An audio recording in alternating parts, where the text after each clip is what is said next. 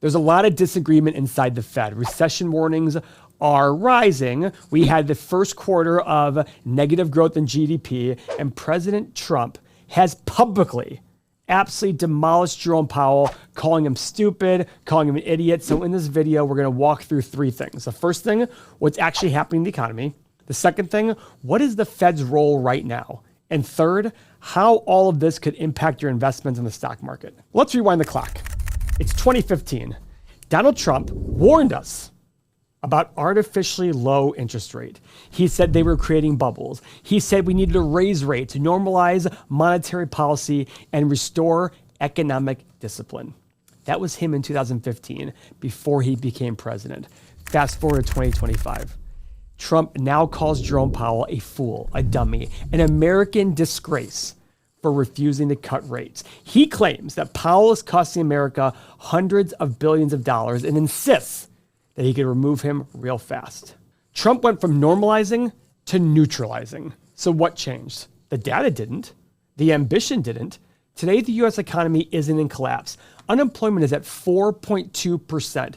Real GDP has declined, maybe because of Trump's actions though, but nominal GDP is still rising. And while inflation is sticky, it's not catastrophic. But Trump is demanding aggressive rate cuts. Guys, this isn't about saving the economy. It's about juicing it. And if you look closer, it might be even more personal. You got to remember, even Powell has said lately, the economy is doing well. Why cut rates? And we've said it in the past many times. When people cheer interest rate cuts, we say, wait a second, go look at history. Interest rates are cut when the economy needs to be boosted a bit. Now, if you look at the timeline here, February to June of 2025, he said, Jerome, too late Powell is a fool. He also said, I know much more than he does about interest rates. Then he also said he probably hates me. I've called him every name in the book. Powell's a real dummy. Powell should cut rates or quit. These aren't critiques, guys. They're attacks, and they're kind of petty. So what does Trump want? He wants rates low, and he wants them right now. And let me explain to you why. Now, I want everybody to understand, we have $37 trillion in debt. So what Trump is saying makes sense, but it's not the full story. If we're charging 5% on that $37 trillion, it's $1.85 trillion per year in interest costs. You make that 3%, and all of a sudden you go to $1 trillion. You save $800 billion. How much is $800 billion? It almost covers the entire cost of our military. That's how much money. So it makes sense. I want to go from 5%, Trump says, down to whatever, 3%. But guys, you got to remember another thing. We just fought inflation. Inflation is that tax that we don't realize we're paying. Now, inflation's okay if it's steady. People are used to it. The problem is we've seen inflation go like this. And that's scary for a lot of people. You go to the gas pump, you go to the grocery store, and you see the things that you buy every single day going up in price. That scares you. The Fed's job is maintaining stable prices and maximum employment. Guys, where is inflation right now? A little over 3%? Guess what? Historically, it's 3.5%. So we're actually lower than historical. Yes, they have their 2% core inflation goal. And if you remember, core inflation excludes energy and excludes food prices. Why? Because these are very volatile. So it sits there and says, listen, the long-term stuff, we want at 2%. Add another percent or so in for the very highly volatile stuff. But guys, these prices are stable now. They're much better. We have 4.2% unemployment. Guys, I would say that this is actually inflationary. 5 or 6% is the actual full employment. So to be at 4.2 is still somewhat inflationary. So if anything, I could see the argument of increasing rates. You get rate cuts when the economy needs help. When that unemployment rate is 8.2% or 7.2% or even 6.2%. But at 4.2, I don't know. You raise them when things are going well. Trump wants to cut into an economy that's still growing. Well, guys, a lot of people say he's doing this because it's political branding. Low rates boost the stock market, boost real estate, and create a feel-good wave going into November. It's completely a very viable reason why Trump may want these cuts. But the facts are clear. Rate cuts in a strong economy are merely inflationary. They stimulate borrowing. If you could borrow at 7% for a car versus 3%, which one's going to make you more likely to go buy a car? Of course, 3%. Buy a home. We've talked about this lately for home prices. And guys, remember, if inflation doesn't cool, it punishes savers. Why? Well, as you drive these interest rates down, what happens to savings rates? They go down as well. We're now experiencing 4.25 to 5% on savings rates. If we send interest rates down maybe to 2 or 3%, and you have inflation now of 4 to 5%, you're essentially losing 2%, 2 to 3% a year in value of your money sitting in a bank account. That's not good. And remember, we've talked about this many times before, an economy that doesn't save is taking away from its future. That's what we've been doing by borrowing all this money. Meanwhile, Trump's tax plan includes interest deductions on these car loans, a further push to encourage debt. So what he's basically saying is like, listen, okay, if I can't give you lower rates, I'm gonna let you deduct your 8% rate, so maybe it becomes more like 5 or 6%. It's a way to artificially make rates lower. But guys, again, we're already running deficits. Deficits make us print more money. When we print more money, we have more inflation. Where is the argument for lower rates? Guys, I know we all want to pay less. I love when I can refinance a property to lower interest rate. But remember, we're not in this for tomorrow. We're in this for the long haul. And right now, our deficit and our debt are the biggest problems. This strategy of all this manipulation, it isn't strategy. It's short-term sugar. The real fear that we have to worry about is stagflation, a repeat of the double-digit inflation era that was in the 1970s and 80s, but with very little growth. The Fed is trying to avoid that, a lost decade. That's what we had in the 70s. Guys, Powell knows all of this. Powell, in my opinion, has done a great job, especially with political pressure. Back in the day, the Fed's job was prices, inflation, and unemployment. Now it's become, people think it's far more than that. Now they're trying to lump it into asset prices and interest costs. Here's a way to keep your interest costs down. You ready? Take that $37 trillion and pay it down over time. That's a good way to cover your interest costs. Because even then, if rates are 5%, you can afford $500 billion versus $1.8 trillion. But nobody wants to sit there and cut deficits. Why? Because all those people in Congress, it means they have to go tell their constituents, hey, we're going to give you less free stuff. The Fed focuses on the data. I love when Powell goes in front of Congress and says, guys, the data is telling me that we have a strong economy still. Trump is focused on the headlines. He's a politician. Powell is not a politician. The internet has made Fed chairmen a lot more accessible than they should be. Trump's focus is to make debt cheaper, which is a political decision driven by optics and re-election strategy. And even worse, Powell has 11 months left, but Trump isn't waiting for Powell's term to expire. He's already floating replacements who will cut interest rates the second they're in. That would make Powell irrelevant, a lame duck with a full year left. But the Fed is more than one man. It's a board, and not everyone agrees. In addition to that, guys, you better believe whoever Trump brings in is going to have a conversation with Trump in which Trump says to them, you are cutting rates, correct? And they will get the job when they say, yes, sir. Is that really what we want? The Fed's supposed to be an independent body. And we found this article that's titled, Fed Members Hold the Line After Trump's Criticism. And here's what some of them said. Austin Goolsbee. It's virtually unanimous among economists that monetary independence from political interference is really important.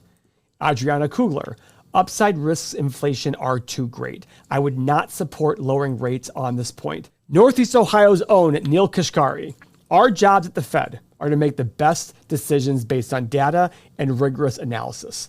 Patrick Harker, the Fed's credibility is its most precious resource. Philip Jefferson, low and stable inflation helps individuals and families plan major purchases like a car or home. These are not political operatives. They're economists, and they're pushing back. Now, when I hear this, guys, about underemployment, I don't know. I get it. Underemployment's a big deal, but I look at it as kind of I don't take it very seriously. At the end of the day, you have to choose to work to make money. Sometimes that means you're working a job that you're overqualified for. This isn't a forever thing. And I'm not saying that, I'm not trying to disqualify anybody's frustrations with that. But just remember that right now, at 4.2% unemployment, I don't think that's as big a deal. Newsweek says it, but I look at that saying, really? How could that be? 4.2% unemployment, you should be able to get the job that you're qualified for. At 8%, 9%, 10% unemployment, I get that. Jobs are scarce, take what you can. So I don't know, I really agree with Newsweek on that one. Now, tariffs and new policy uncertainty are also probably spooking the Fed. Remember, tariffs are a tax. and that tax is paid by importers. Businesses bringing goods from other countries into the U.S. either have to eat that cost or they like profit. They have to pass it on to consumers. That creates more inflation. That drives prices up. Inflation pressure. And yet Trump applies more pressure. He is the reason we had these tariffs. Now the question, is the public ready for what rate cuts actually mean? Most Americans cheer them without realizing it means the Fed thinks the economy is weakening. Guys, let me ask you a question. Would you rather have 4 or 5% higher costs or the fear of not having a job? I know that's kind of extreme, but when we sit here and argue about this, I say, wait a second, hang on a second.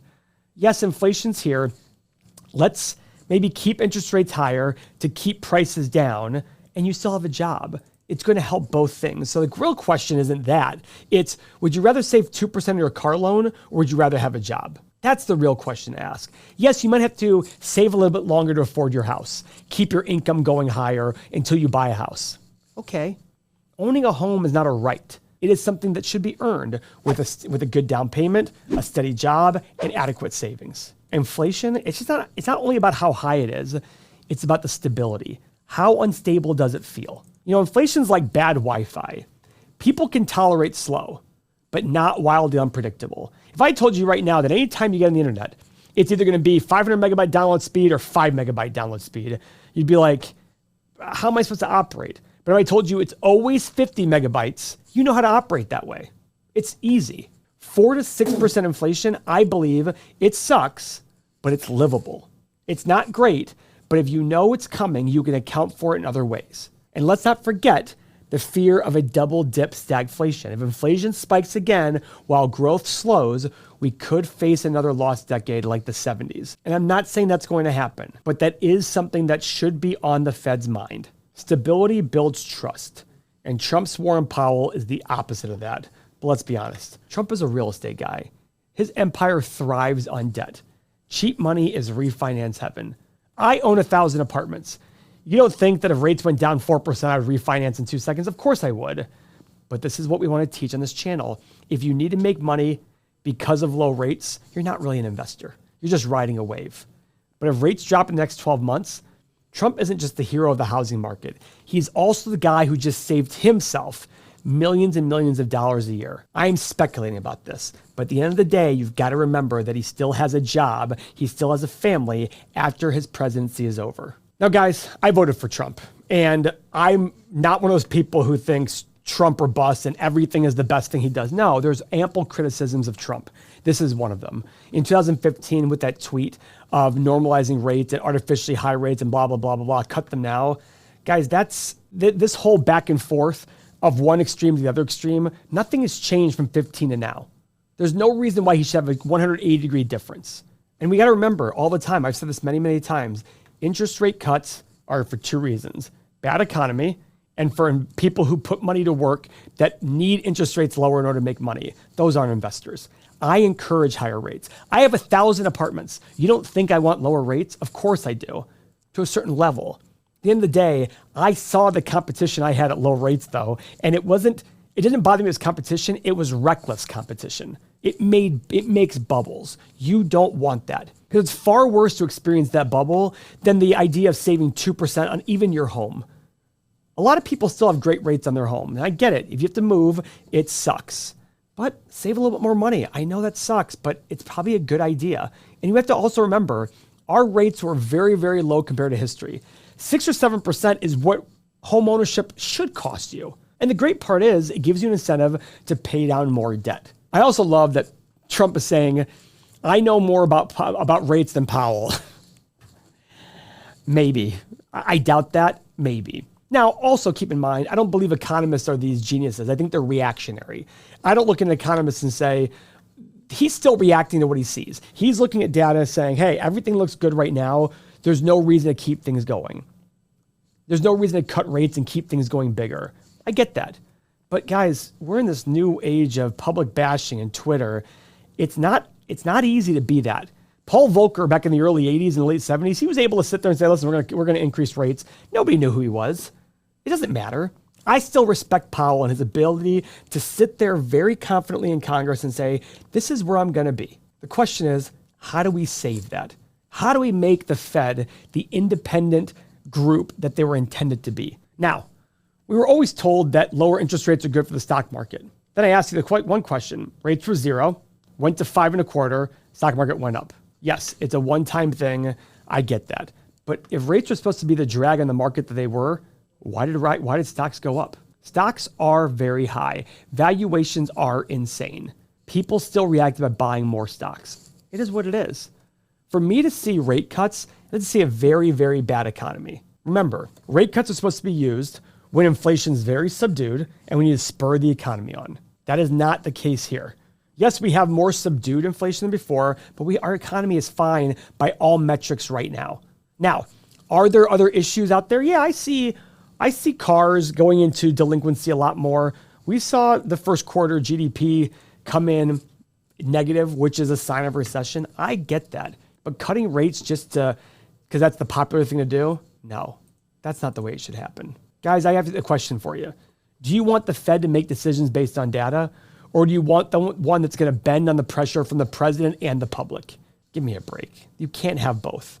I'd rather have an independent Fed who does what they think is right for the long term of the country. I want a Fed that nobody knows who's on the board. That would be even better if every Fed president was anonymous. What we should do, here's an idea. We should have 100 people on the Fed, and every single time there's a vote, it's 20 votes, and we randomly select those 20 votes. That way, nobody knows which way their vote's going to be. Wouldn't that be wonderful?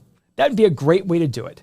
That way, we don't know whose vote is what and whose vote counted. Now, that would still cause people to say that because if rates were increased, people would still get mad at everybody on the Fed. But guys, I do want you to click the next video to see why some believe that Trump may be intentionally triggering a recession and how that move could reshape interest rates, refinance America's debt, and possibly make or break your investment strategy. And it actually makes sense considering the fact that he wants rates to go down. Because if the speculation is true, the crash that may result wouldn't be an accident. It may actually be a setup. Thank you for your time.